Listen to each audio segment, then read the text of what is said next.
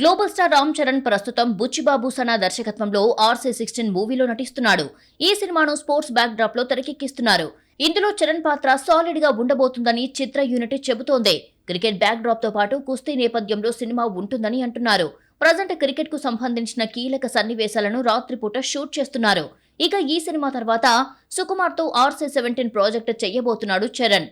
RC16 అయిపోగానే ఈ project పట్టాలెక్కడుంది.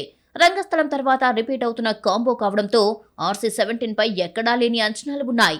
అయితే ఈ సినిమా తర్వాత రామ్ చరణ్ ఎవరూ ఊహించని డైరెక్టర్ తో సినిమా చెయ్యబోతున్నాడు అనే న్యూస్ ఒకటి వైరల్ అవుతోంది.